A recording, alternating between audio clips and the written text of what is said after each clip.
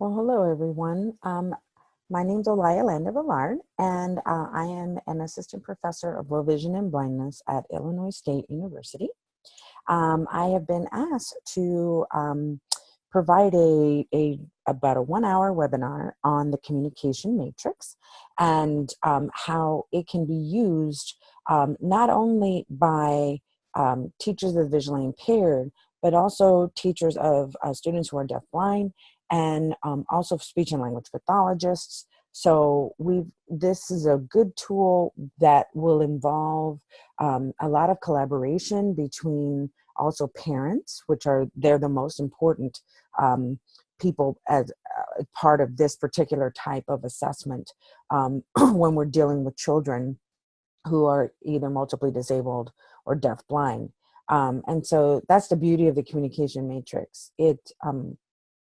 It allows information to be gathered from different professionals and then put together so that a report can be generated, a report that lists what the students can do, which is the most important thing. I think this particular assessment focuses on the importance of what children can actually do, and then use their mastered skills to build on those skills that are emerging or not mastered at the time, or are not being used at the time.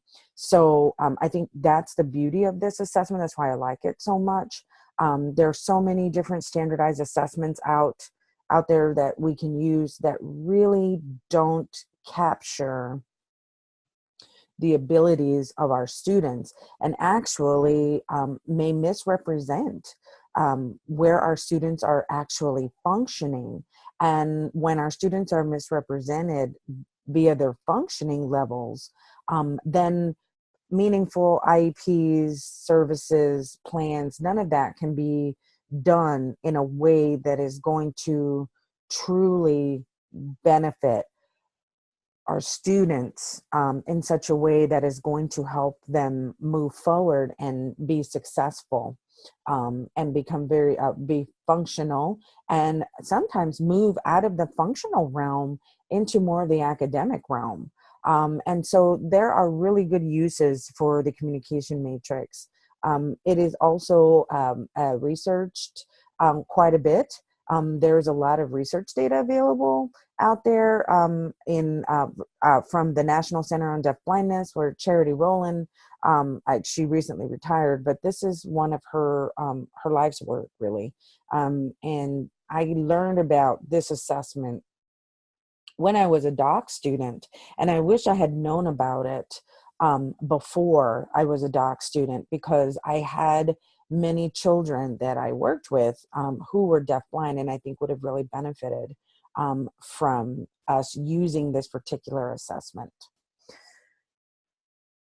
So one of the questions that I know maybe some of you have received, and questions that I know I received, is, does a visual impairment really change a child's communication? Because they're in some ways disconnected, but yet connected at the same time.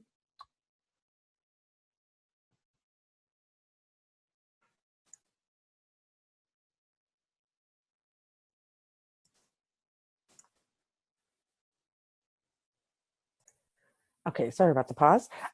So anyway, a lot of people don't really realize, unless they are working in the field of visual impairments and blindness, how much a visual impairment can impact communication.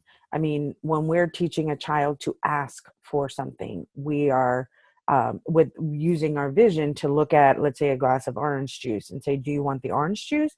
Can you grab the orange juice? Will you point to the orange juice? Well, there's a lot of different aspects of vision that can tie into a child's ability to learn to communicate. And so one of the quotes here by Dr. Shin and Schatcher is, all infants communicate through crying, fussing, smiling, body movements, and other nonverbal behaviors. With repeated interactions, their parents, families, and other significant caregivers interpret the meaning of these signals and respond accordingly. Though these early changes through these early changes, infants discover that their behaviors have a powerful effect on their caregivers and develop more efficient ways to communicate through gestures and words. However, when infants have a visual impairment and or other impairments, the communication process does not develop naturally.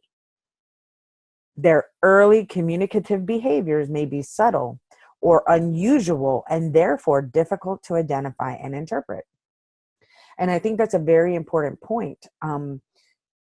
When we say communication, most people, look at verbal communication, but there are so many other ways that we communicate. And I think that by bringing that to the attention of individuals who are working with children who are deafblind or multiply impaired, we can really get down to what some of those behaviors that the child is engaging in, whether or not those are intentional communicative behaviors, if they're behaviors that are trying to relay something to us, like a child in pain, a child's hungry, just like an infant would. An infant, we know they're hungry by them crying.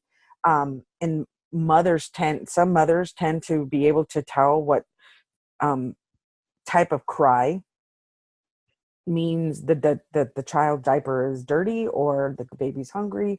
And so we know that even though infants cannot possibly communicate with formal words, they are communicating to us via gestures or vocalizations.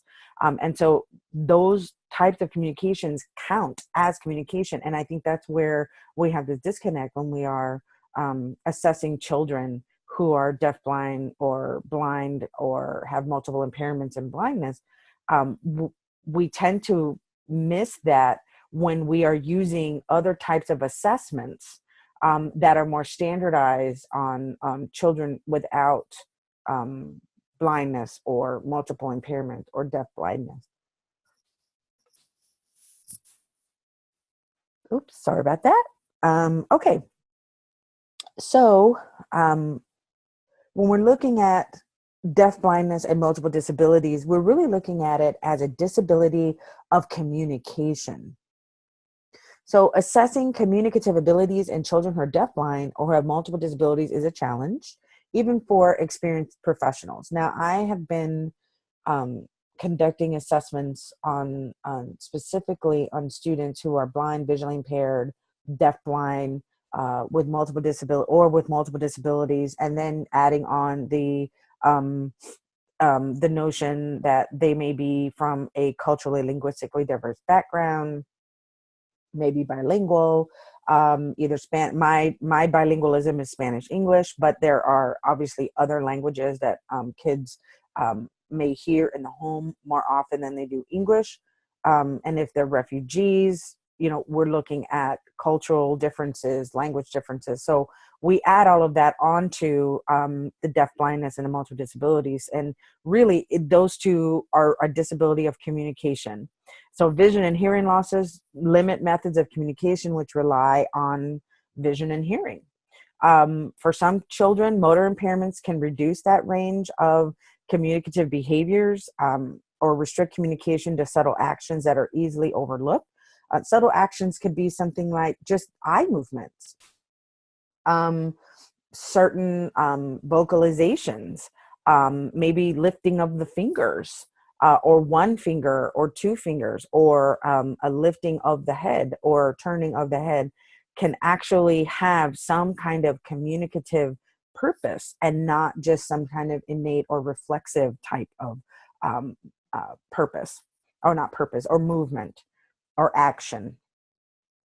So that's what we're really looking at here. And that's something that I think when people hear about communication matrix, they're like, but that's communication. That's not necessarily blindness or deafblindness or multiple disabilities, but it is, because of the fact that when we're looking at how much communication is reliant upon deafness and blindness and how that can really have a big impact on a child's ability to communicate.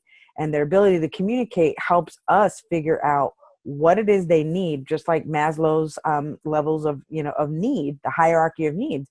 First, we need to know what it is they need to keep them safe, You know, there's all the different levels. Of course, safety is first, that you can't, and you can't learn if you don't feel safe. You can't learn if you're hungry. You can't learn. So it's like these communicative behaviors impact the way we end up providing services for our children, to then begin to move them forward on the levels of development, on the level, and then, you know, move them from up those levels of development to functional communication, to then further that, the purpose of communication into actual writing, reading, you know, those types of performance-based actions that we look for, and that we strive for our children who have multiple disabilities, who are deaf, blind, or visually impaired.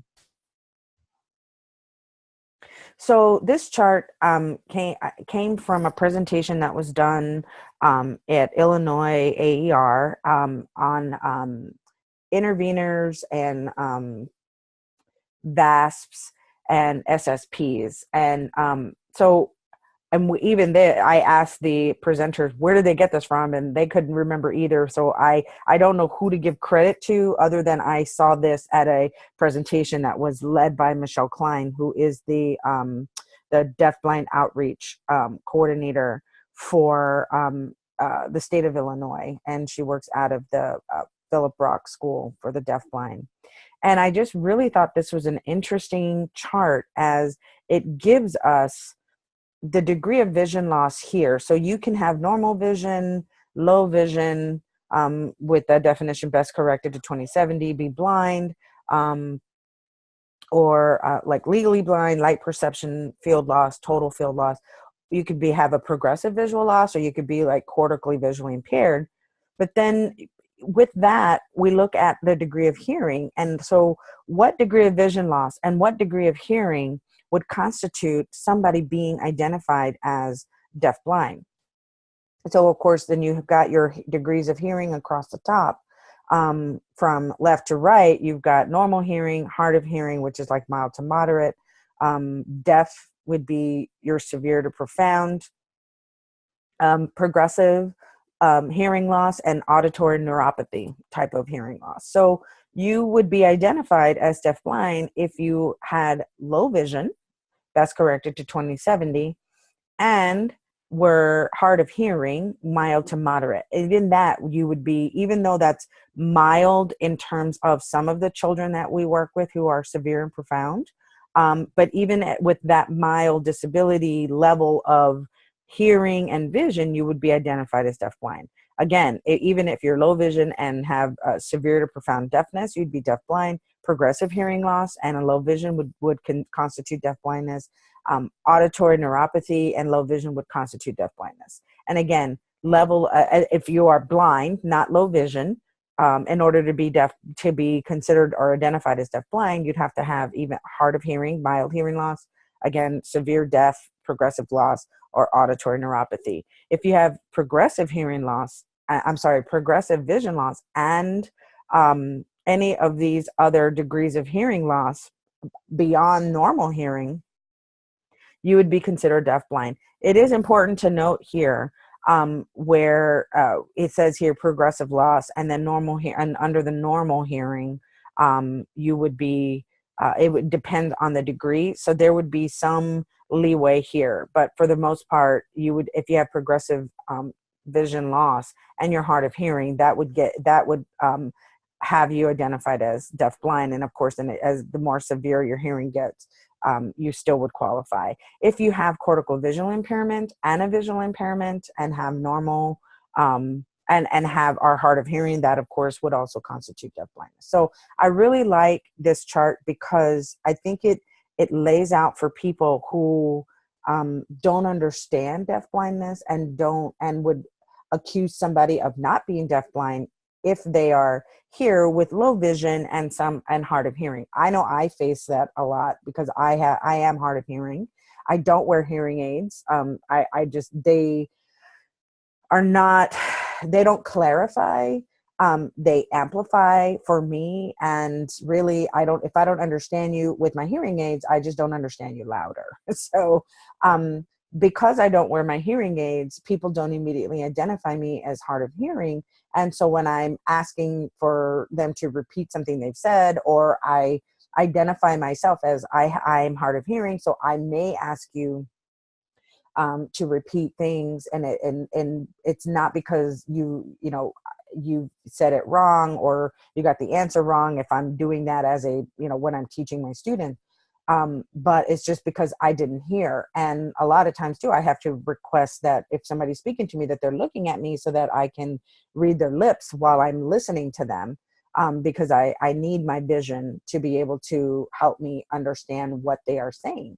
And so because I don't wear hearing aids, and when I do ask people to make those slight accommodations for me, I get these funny looks like, wait a minute, you're lying. You can hear me. You heard your name when you were in the back of the room. I mean, yes, there are some things that I can hear even if I'm not looking at you. But if you're going to have a conversation with me, I really do need to be looking at you so that I can hear. So, this chart, I think, will help people understand that you don't have to be completely deaf and completely blind to be considered or be identified as someone with deaf blindness. So I just thought it was a really neat tool to share with you all. So we've talked a lot about why communication is important, how deafness and blindness can affect our communication abilities. And so here we're looking at what is the communication matrix, because we're talking about how do we assess a child who has, or an individual, not just a child, an individual who has deafness and blindness or some level of each together that would constitute them as deafblind or multiply impaired. How do we do this? So the communication matrix is something that was developed for professionals. It is, and for parents. It is an assessment of communication skill designed for individuals operating at the earliest stages of communication development. Okay, so you could have a child who is 10 years old and has never really been meaningfully assessed. And therefore, because we don't have a good assessment on this child, maybe they have not had really meaningful plans, IEPs, and services or interventions that would get them to move beyond this earliest stage of communication, of development, to where they should be, closer to functioning like a child who is closer to their age, like 8, 9, or 10 years old. So this assessment tool is designed to pinpoint exactly how a child is currently communicating, so what they are able to do, and then assist in creating those communication goals that are individualized to your specific student. So the matrix is very sensitive to the very earliest forms of communication, basic crying, grimacing, smiling, and then it goes all the way up to actually using words to request objects or request items. And so that's the beauty of this, is that it goes down to those very, very beginning stages so that our students can get credit for the communication, the communication skills that they do have. And also it's really good for parents, because parents can see that, yes, my child has some skills. Yes, my child can do A, B, or C. Because as we know, our parents are told from the very beginning, your child is not going to be able to do this, is not going to be able to do that, can't do this and can't do that. And so really, I see ourselves as educators, as assessors. Our job is to not tell the parents what their child can't do, but really what their child can do and how we can build skills off of that strength that their child does have. So that's really why I love this particular assessment, because it does that, and it gives parents good information and gives parents that pride that they can feel for their child, that their child has something that they can do after being told forever that their children can't do anything. So how is this matrix uniquely suited to students with sensory and multiple disabilities. It accommodates any form of expressive form of communicative behavior, whether it's braille or sign language, spoken word, or gesture. It also has a very high degree of sensitivity. Like I mentioned before, it's very sensitive to those basic forms of communication that other tests are not as sensitive to, and would therefore then hold that against our student, and then therefore mark them low, and then come up with testing information or data that really is not representative of the child's abilities. It's got a greater level of the detail to accurately assess their communicative strength at any point, particularly those in pre-symbolic stages. So in just a minute, we're going to go through what the purposes of communication are, and then what the stages of communication are based on the communication matrix, which would then show you how this is so sensitive to even those most basic forms of communication. It also shows its authenticity, and that it allows for assessment of that child's communicative skills and environments that are familiar to the child, and around topics and experiences that are part of a child's world. So sometimes, and I know I've been involved in assessment activities where the child is brought to a testing center that is not familiar to them, surrounded by individuals who are not familiar to the student either. And then we do an assessment, we come together, we come up with, we look at our data, we come up with an eligibility criteria, some draft IEPs, draft service plans, and then have an IEP meeting and talk about those things. Where we don't really take into consideration then that the student was in an unfamiliar environment, being judged by people who are not familiar with the student, whereas communication matrix can be done in the child's environment, whether it's at school or at home or anywhere that the child is familiar with. And also around those experiences that the child is familiar with, whereas when you go to a testing center, we're assessing students on all these different types of skills that require different types of experiences that the child may not have ever been involved with, and therefore really we're just measuring the lack of familiarity this child has with that particular experience, and not necessarily how the child functions within that typical experience. And so that's the other thing with this communication matrix. It really looks at the individual child, and it's looking at where they function best, so that then we can use how they function best in that particular environment to build on those skills, and then eventually maybe start to generalize those skills into other environments that are not as familiar to them.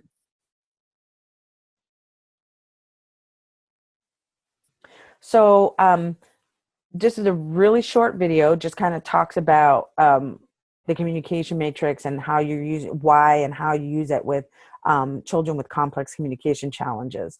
And this little girl was one little girl that I got to work with when I was in Houston, when I started really getting into the field and becoming the evaluation person who was focused on working with children with deafblindness, blindness, visual impairments, multiple disabilities.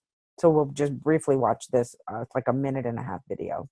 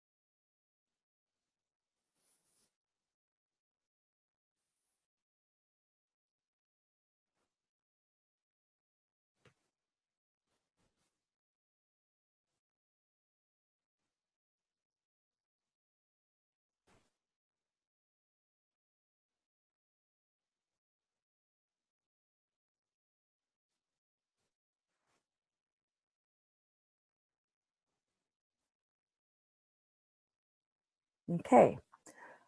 So in that video, you can see how the children there, you've got, some of them were more able to reach out and grab a symbol to participate in a conversation. Some were like in an inclusionary setting and circle time, able to participate with the other children.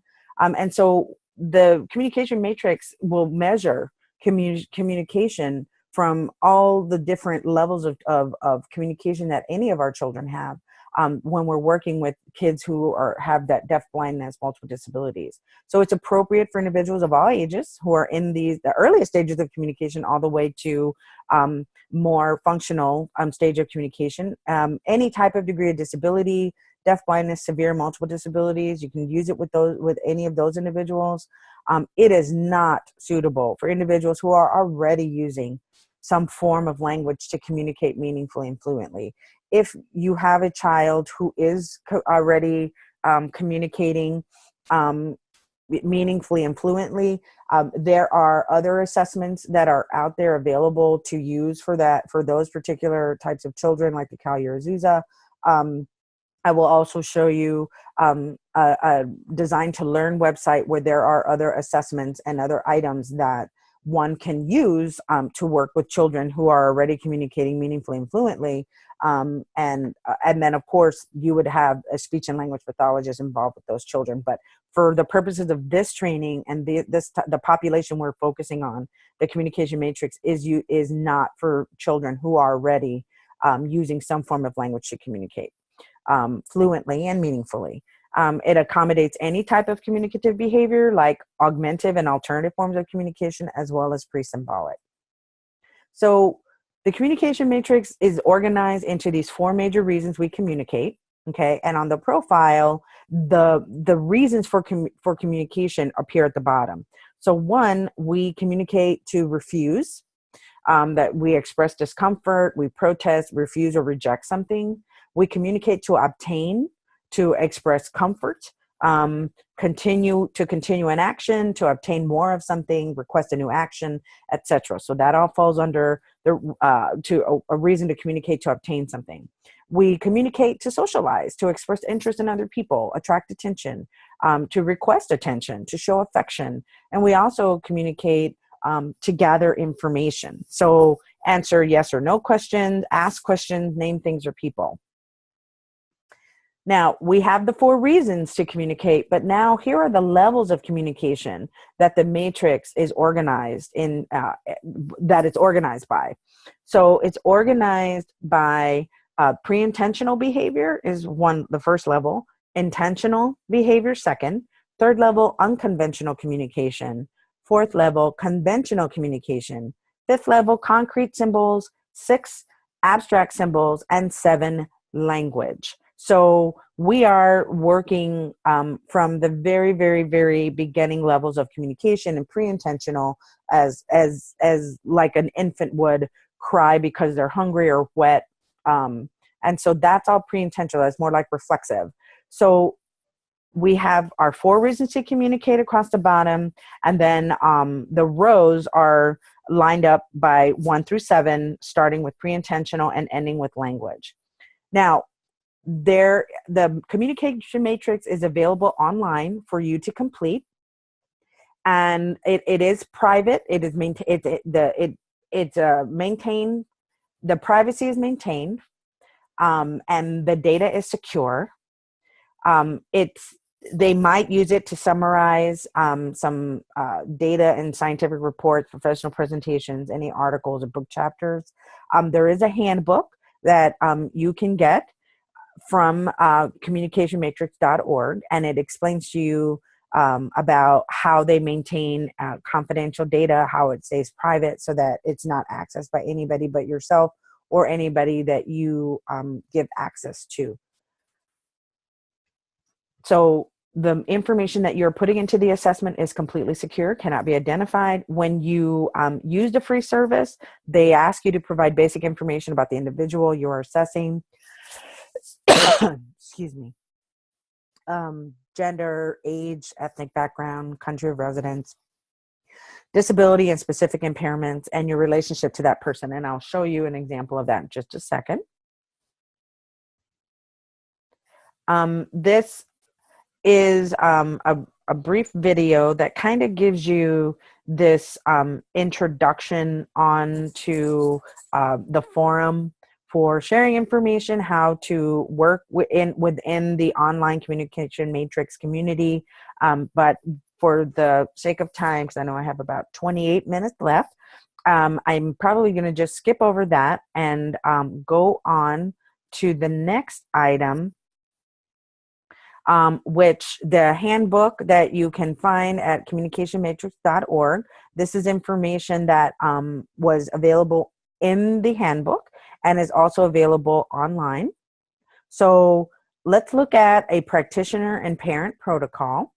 Okay, and I'm going to escape for a second and go to a folder that I have on the desktop or communication matrix. So here is a protocol that we would use as assessment professionals, or as a teacher, or as a speech language pathologist.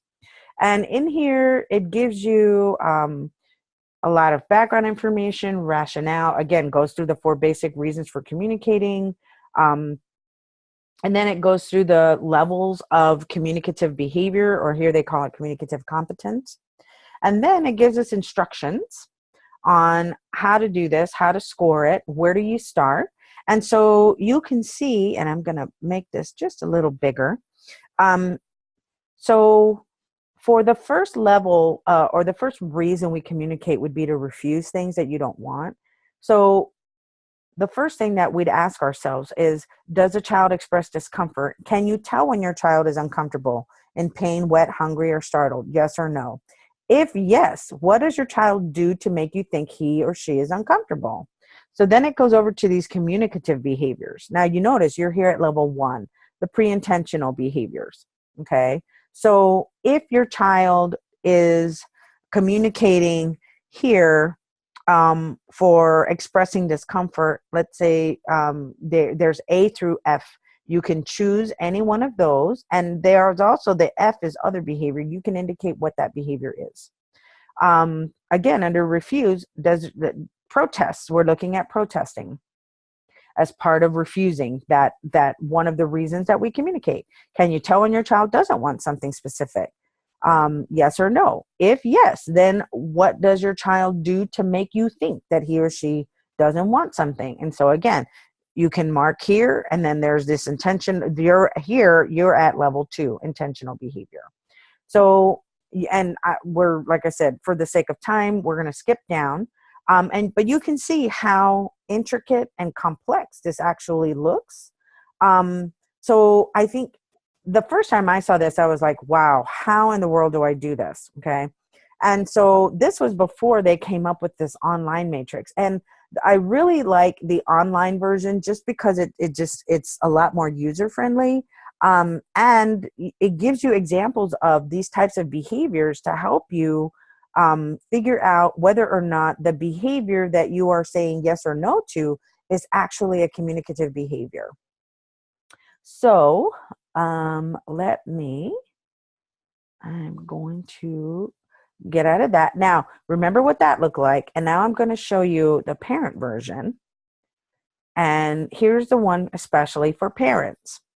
And you will see it's not as intimidating to look at. It actually lays out the 4 reasons that we communicate, and then the levels of communication here. And it gives you, shows you what the key for emerging and what mastered would look like. So for a parent, emerging would be the lines going across, and mastered would just be shading in the entire block.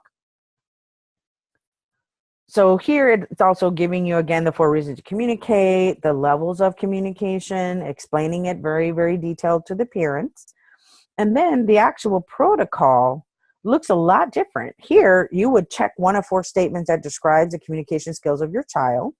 And it tells you, if you choose A, where my child doesn't seem to have real control over his body yet, the only way I know that he wants something is because he fusses or whines when he's unhappy or uncomfortable. And then if you check that one, it tells you go to page 6.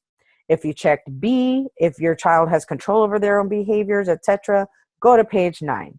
If you checked C, go to page 13. Or if you check the, I guess, the sub-level for C, then it will tell you to go to page 13. So if we checked A, here's the scoring instructions, and it tells us to put the diagonal lines in the box that or over the skill that would indicate emerging, or completely color in the box mastered. Here they have an X, so you could do either one. So here it tells you under A1, can you tell when your child's uncomfortable? Just like the protocol we were looking at, but it just is laid out in such a way that the parent will not feel overwhelmed and lost because everything is so small. Like you need a ruler to be able to match things up. It is very user friendly here. Sometimes I think using that as a professional is a lot easier as well. But you can decide that on your own when you are actually giving this. If you have a parent that doesn't have access to internet, this is a really good alternative for them to be able to participate in the assessment and give you information that you can then go in and enter on the online platform. All right, so now you can also download the questions from the communication matrix in like a PDF format so that it's more linear. It doesn't look like that chart. So there's many, many ways that you can actually give this assessment if you don't have access to online or to internet. And so sometimes this is something that you might want to use when you're out at a parent's house, maybe doing interviews or doing observations at a school. Like I know I've been at many schools where I didn't have internet access because I'm not part of the system there, and it was hard to gain access. So you take these paper copies and actually conduct the assessment there via observation over some period of days. And then when I got to my office or my home, connect and then go ahead and enter the data. Oh, okay. Okay. So now let's take a look at the website. So when you go to communicationmatrix.org, this is what you see. And then as you go through, you can check on setting up an account, and you would go, again, like I said, let's go to the website. Oh, we can't open that there. Give me 1 second. I'm going to exit because I have that open for us. Okay.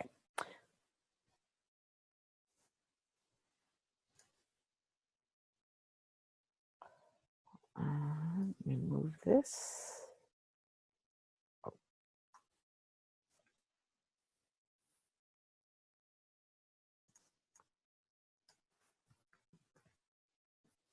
Okay, there we go. So here you can see also that Communication Matrix is free. However, if they're always asking for donations to help keep it going because it does cost money to keep it running. And so that's just something that they let you know when you go to the website. Here they have kind of like introductory video about the matrix and about the people who are involved, and the wonderful people at NCDB and who are involved with Communication Matrix. So here you can actually, where you're looking at the assessment, you can come down here and either try it and learn more. But also one of the other really good things about this website is that there's a community of practice where you can join, and it's a forum, kind of like a blog, where you can share information, connect with people, get support, get some clarification on, on behaviors that you're not sure about, you're not sure how to score. So they have done a really good job about creating that community of practice, especially because we are so spread out. And there are, like in Illinois, for example, we have maybe 200 children throughout the entire state who are deafblind, but they're all over the state. So it's not like we can just get together and communicate with one another very easily because we're so spread out. So this forum allows for that type of communication and sharing and support so that you don't feel like you're alone. Excuse me. And when you feel like you're alone, you're just, it just makes the job that much harder and frustrating. Whereas this way you can communicate, get ideas, and really start helping move your child or your student forward on their way to more functional communication, verbal communication, all the way down to that 7th level. So if we want to learn a little bit more, you just click on that, and so they have information for practitioners, for families, for administrators, for researchers, and for college students. But let's go back and let's do try it. Okay, so you do have to register, and so registering is pretty simple. I'm already registered, so I don't want to necessarily have to start a whole new registration, but that's something that you can do on your own. So make sure that you, when you do try it, you go ahead and register now. And we're going to skip this because it does talk about the privacy policy and all these things, but that's something you can do when you get ready to try this assessment. So here, when you're trying it, how do you want us to refer to the person you're assessing? I'm just going to put my child and next. And then it says, my child doesn't seem to have real control over his or her body yet. The only way I know that he wants something. Now, this should look a little familiar to you because I showed it to you on that protocol that looked at all that little tiny black writing, the professional protocol. And let me pull that back up really quickly. So here we go again. Can you tell when your child is uncomfortable, in pain, wet, or hungry? Okay. So we've got that going. Let me move this bar so that I can get to the minimize.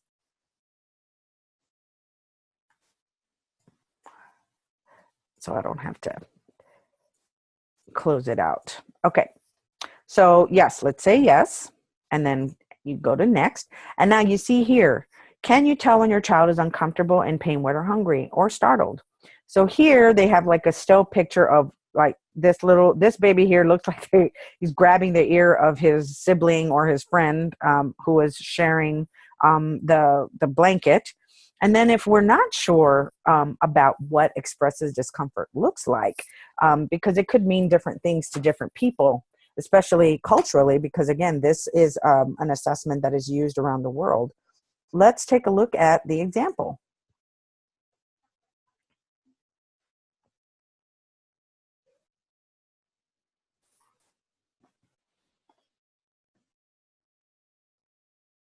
Okay, so that was a pretty basic example of a baby who's expressing discomfort. So does your child express it? Yes, they do. Now, once you click that, then a whole nother area opens up down here where you can indicate what does your child do to make you think she or he's uncomfortable. Changes in posture, stiffen body, twist, turn away. This baby, I think, has totally mastered that. Limb movements, kicking legs, batting arms. This baby, I think, has definitely mastered that.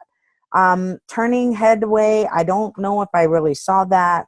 So I'm going to say emerging. The baby was moving their head side to side, but I don't know. Well, I maybe not used. I don't know if the baby was actually turning their head away. Is the baby crying, grunting, or screaming? Absolutely mastered. Is the baby grimacing? Absolutely mastered that. And there's any comments you can add to that, like my child does this at 3 a.m. every day. You can do that, okay? Which would then indicate a pattern that maybe it's time for the baby to eat at that hour, the baby's hungry, or the baby needs a diaper change every night at that hour. I don't know, but you can always put just little comments there. Can you tell when your child is contented, comfortable, or pleasantly excited? Well, there's a still picture here of a baby looking like they've got like a little grin on their face. The daddy is holding the baby's head from the back down onto his chest. But then there's a video here that'll give us an example of how we can tell the child is contented, comfortable, or pleasantly excited.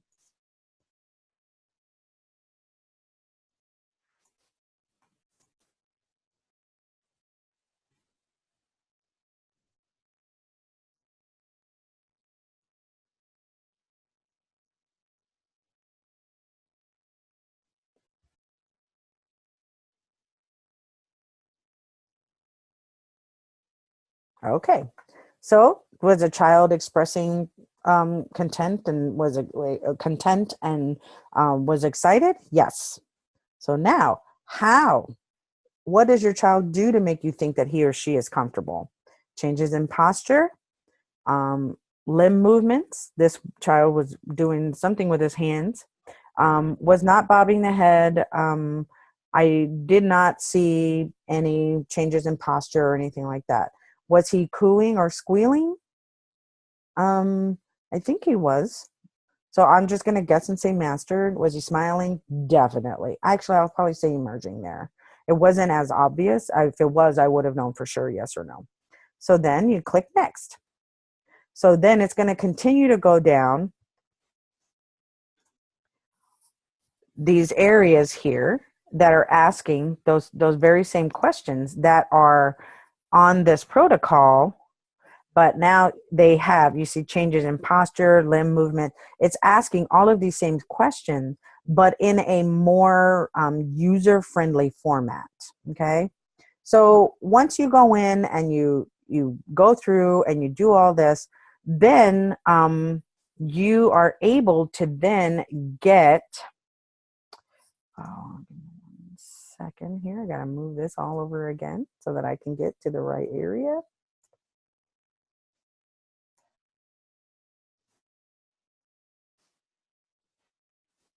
Okay, so you are able to get a report that looks like this, where when this is an example child that I put in into the matrix, and here you can see this child is at level 1, and level 1 is looking at, and if you notice this box opens up above at the very top by the address bar. Behavior is not under the individual's own control, but it reflects his general state, such as comfortable, uncomfortable, hungry, or sleepy. Caregivers interpret the individual's state from behaviors such as body movements, facial expressions, and sounds, and typically developing children. This stage occurs between 0 and 3 months of age. So this child is 9 years old. Well, I'm sorry, 11 years old. So yes, she has mastered level 1 pre-intentional behavior. She's also mastered level 2 intentional behavior. And again, when you hover over the level, an explanation comes up above it near the address bar. And so then what you can, once you click on, if you click on one of the skills, then it also gives you what areas under that particular skill, under body movements, early sounds, or facial expressions, which one of those movements were actually mastered and which one is emerging. So here under intentional behavior B1, under protest, how does this child protest? By turning their head away, by batting their arms, sometimes not consistently stamping or kicking. Early sounds, they protest by whining or fussing or screaming. And they also, with facial expressions, use a frown or grimace. So you can see this gives you even though on the surface right here is not giving you a lot of detail, but when you click in the boxes, you get lots and lots of detail about where this child is regarding skills that are not used, skills that are emerging, skills that are mastered, or skills that are surpassed. So, but now the important thing is, we have this information, how do we use it to write IEPs? Well, if the child has mastered these items, and we know that this particular level of communication is listed here, we can use the level of communication and their mastery of the skills as their present levels of performance. Excuse me, tried to say that 3 times too fast and didn't work for me. So we've got our, like, a path there. Where are they functioning at this moment? And we have their strengths listed here, right? What the child can do. And the things that are not used, or like this one under emerging, can be used as an objective that will get us to the goal of, for in particular, let's say this unconventional communication would be the goal, right? And we're looking at, when you look at unconventional communication and you hover over the level, it's giving us, what does that mean? And so this could be our goal, or a version of this can be our goal. And then these areas that are listed as emerging under the skills would be our objectives. And the areas that are in orange that are mastered would be our strength. Those are our present level of performance. And here are the needs. These would be our objectives to move the child in the direction of mastering unconventional communication, or reaching whatever goal is that we have for that student, the goal of being able to use unconventional communication to relay their wants, their needs, or any one of those 4 levels of communication. Whether they can refuse, to obtain, to socialize, or to gather information, which would also be part of the goal. Our goal would be, we want our, ECV to use unconventional communication in order to communicate refusal of objects or of items. And then that's our goal. And what are we going to work on? We're going to work on the student performing or displaying arm or hand movements in order to refuse or reject at whatever percentage accuracy that the IEP team determines is appropriate for the student. So you can do all of this and get information that not only will give you where the child's functioning, but then you can also use it to write your IEPs. If you click on skills list like I just did, you can actually print a skills list. And let's see if we want to print it in color. So we can print this. How can I make this? There we go. Make it a little bit bigger. So we can print where the child is, what the child's mastered, what is emerging, what level they're at, if they're at level 1 or 3, 2 or 3. And so then this can also be used to maybe hand out to the team so that they can use that to help write IEPs for the student as well, for their particular area of expertise. If, let's say, they're speech pathologists or an occupational therapist, this information can be used to help them with IEPs as well. That way you've got the collaborative piece going, and you're getting you all are getting the same information to be able to use, so that your IEPs are all kind of building off of one another, so that everybody's working on the same, moving the child towards the same goal. So let's see, where are we on time? Okay, I've got about 6 minutes left. I want to show you, let's see, this is on the national, the NCDB website, and you can see it right here.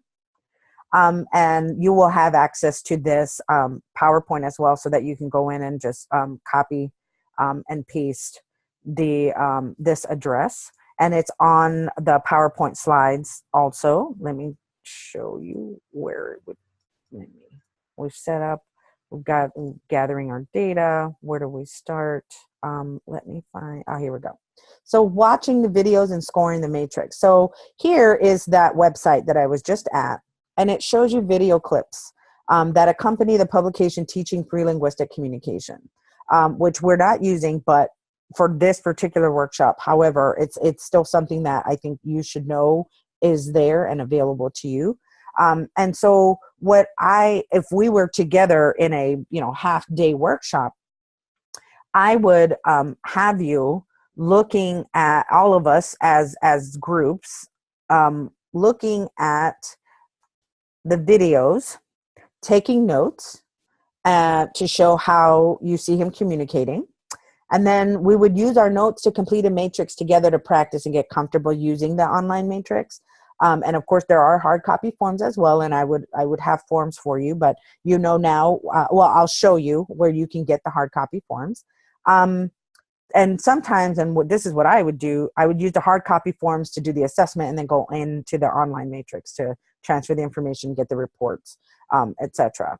So you will have access to this PowerPoint so that you can get to this website. And there's also, along with this, there is an article talking about teaching pre-linguistic communication. And so intentional communication gestures kind of goes through that. And so that's just one other, oops, okay. That was just one other resource I wanted to be sure that you knew about. So here are the videos. And so when you get a chance, if you want to practice doing a communication matrix, you can look at these videos. They're very short. Take some notes and then go into the My Assessments tab under communicationmatrix.org, do the try the assessment, and then or register and create the student, and then go through and answer the questions. And then you will get one of, like what I showed you earlier, one of these score reports. Now, the score report you can actually share with somebody, and when you click on that, when you click on share with someone, it'll ask you for the email address that you want it sent to, and once you send it to them, they get an email, and when they open the email, there's a link. And when you click the link, this is the type of report you get. Now notice, you only get the play and print options, and play just basically shows the progression of skill attainment.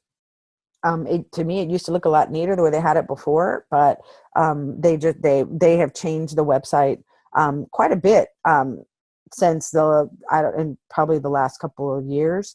And so it used to look different, but this is how it looks now. But I think it still serves its purpose. So now we've gone through the videos, what you can use to help you practice. If you go to designtolearn.com, there it is. It's a store where you can find a downloadable PDF communication matrix for $5. Now, I'm not a salesperson. I don't work for the communication matrix. I don't work for the National Center on Deafblindness, but I do want to show you this because they actually have an entire package that goes with the communication matrix to then help you not only when you write the IEPs, but then how do you implement those IEPs? And there's some guidance for that for some of the books and protocols and things that they offer through Design to Learn. And also, because the communication matrix, the website is, and that is free for us, purchasing does help keep that website going. And so this particular website, you can get a downloadable communication matrix for professionals, and then all the other supporting the supporting materials that one can use to help implement IEPs. Now, there is a communication matrix, like I showed you before, the one for parents, and it's also available, I believe, in Spanish and in Czech. So you've got access to some in two other languages other than English that you can use with parents to get that information that would help you and help the entire team develop these IEPs for the student. And so I'm just scrolling down so that you can see what all is available on this website. So these are just this is just one place that you can go to get materials that will support what you're doing with the communication matrix. So I'm going to go back to the profile. I'm going to view my profile. And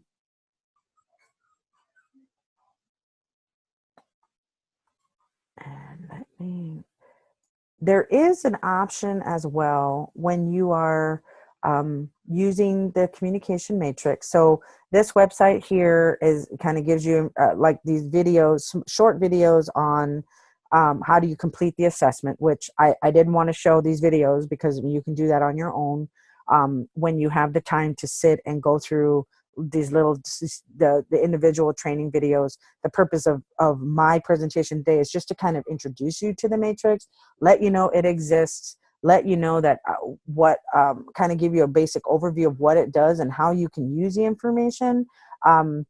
And then when you get a chance, you can go back and really take your time to go through all of these really short videos that kind of go through how to answer the questions, whether or not emerging, mastered, or not used, when you should mark those.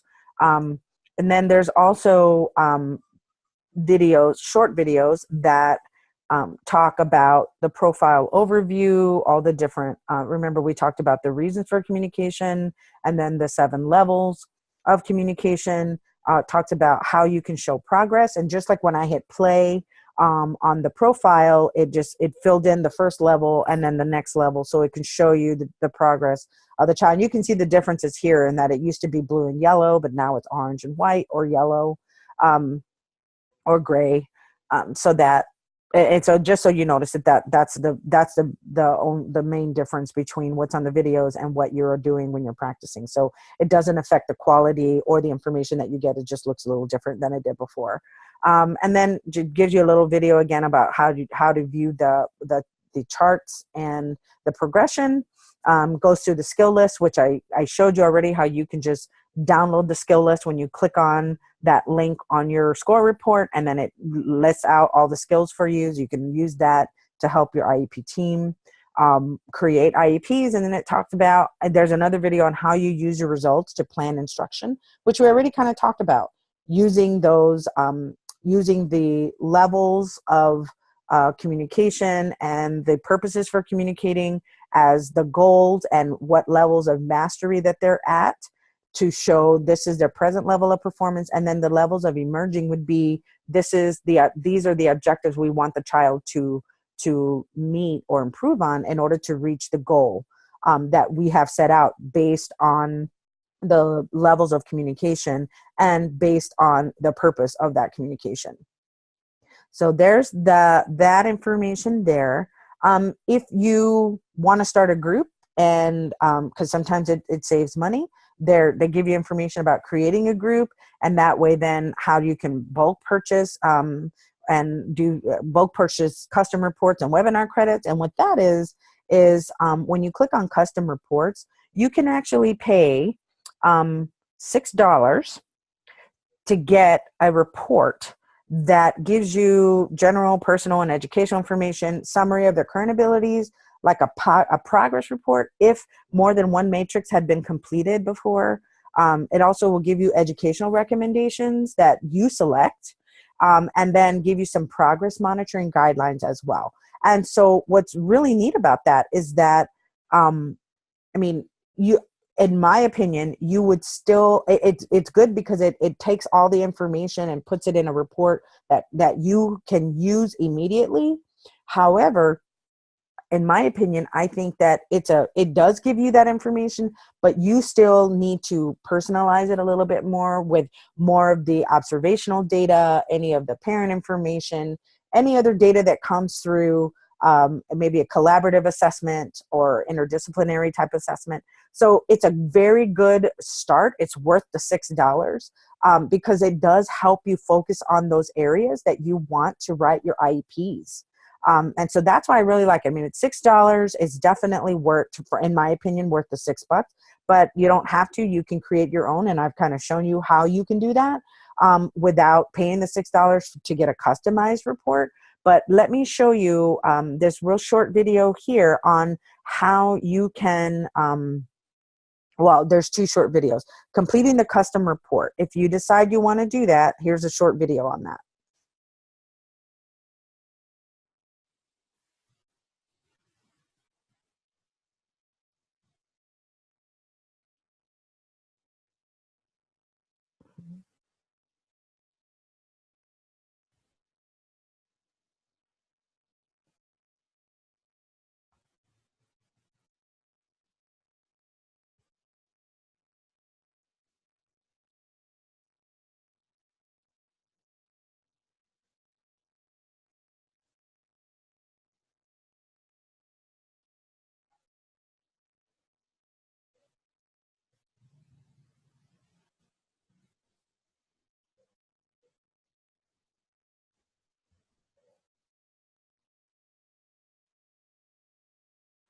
Okay, so there's that, like how you, oops.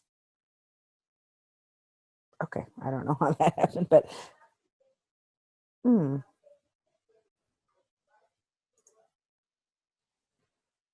Oh, it's still going.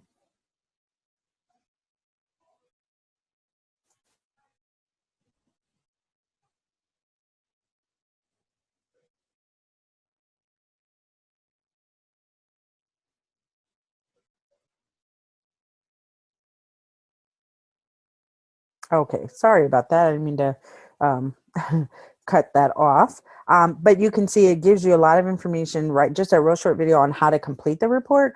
But then I think for me, the most important part would be this step 7, the recommendation. So I will play that and I will wait until I know for sure it's over.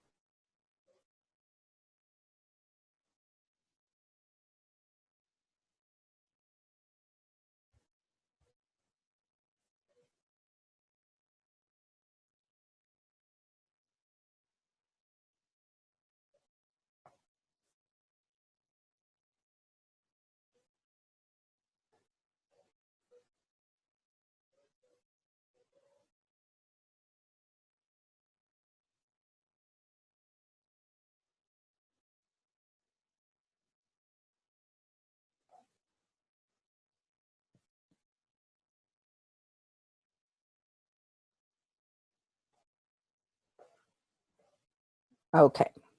So, so you can see how that the doing the custom report gives you a lot of like real specific information, but it's not information that you can't do on your own by just using the paper copy that you have, or that you may purchase, and then using the report that you get when you are done with completing an assessment. And so there are different ways that you can use this information to either have them do a custom report, or let me trying to find my way back, or you do one on your own with the team. So there are different ways to do it. Again, I don't work for NCDB. I'm not benefiting from anything from NCDB by doing this. This is just something that I know I use and that I really like, and I really want more people to be aware of the communication matrix if they haven't been before, and how beneficial it is for us to use with our students, but also for us to use in terms of teaming and collaborating with others on the IEP team, so that everybody can then be working on those communication skills that the child has, who maybe before they didn't recognize those actions as actual communication. Once everybody recognizes that whatever the child is doing is actually communicating, then everybody can be on the same page. Everybody can be working on the same, basically getting on the same types of skills that are going to get the child to reach their IEP goals, whether it be in communication, whether it be in their vision goals, or their OTPT goals, any range of the different goals. Everything comes back to that communication, just like we had mentioned early at the very beginning of the presentation. Okay. So again, going back to looking at the videos, you can practice that on your own. But one of the things that I definitely wanted to point out is that since I'm a co-PI on a grant called the Early Learning Visual Impairment Services and Transition and Advancement. And so with that program, we are training early interventionists who are teachers of the visually impaired or who are orientation mobility specialists, how to work with children in early intervention. And one of the students, when I taught the communication matrix in the assessment class, she kind of gave us a quote that kind of showed how she implemented the communication matrix into her practice. So she says, I first learned about the communication matrix while attending the El Vista program. I immediately identified how this program would be beneficial for students with comprehensive needs on my current caseload. I collaborated with the speech pathologist to measure our students' present level using the communication matrix. This program helped assist us in identifying areas in which my student's vision was impacting his communication skills, which then enabled us to rewrite his speech goals and to be more attainable. So I think that right there kind of encompasses everything that we talked about today in this webinar, and that you can use this, especially that collaboration with the speech and language pathologist. But I really like how they were able to use the information to see how the student's vision was impacting the communication skills that maybe the speech and language pathologist didn't realize. And also it could be how a student's hearing impairment is impacting their communication skills, or their deafblindness and how that's impacting the communication skills, right? Because we know, like we mentioned before, that deafblindness and multiple disabilities is a disability of communication.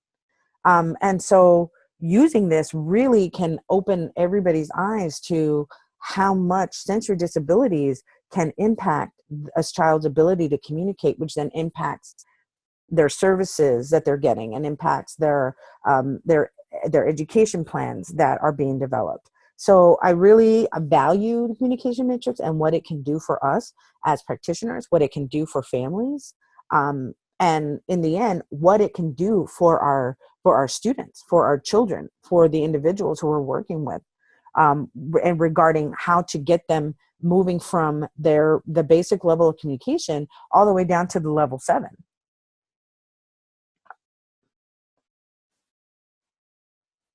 So I listed the references here so that if you decide you want to go look at for more information or get some more research about what we talked about today, you've got that. And then my contact information is also listed on the last slide. Please feel free to email me any questions you might have, or if you want me to put you in contact with some of the deafblind state deafblind projects that do outreach that may use this communication matrix within their own practice. And so I really, really hope that you got some new information from this webinar. I know we kind of went really fast through it. We only had about an hour to get through this, but I really wanted to be sure that you got a basic overview and kind of so that you could get excited about this tool that's available to us. And it's available to us for free, which we can't say for a lot of things that we need to use in order to work with our students. And so to know that there's a free resource that not only we can use as practitioners and as teachers, but also that our parents can use, I think is a big win for everybody involved. And so I really hope that, again, that you got something out of this, that you're able to use it, and let me know how things are going, or if you want to talk with me individually on the phone or have any questions, I'd be more than happy to work with you and answer any questions that you may have. Again, thank you so much for your time, and hopefully I will hear from some of you soon. Thanks.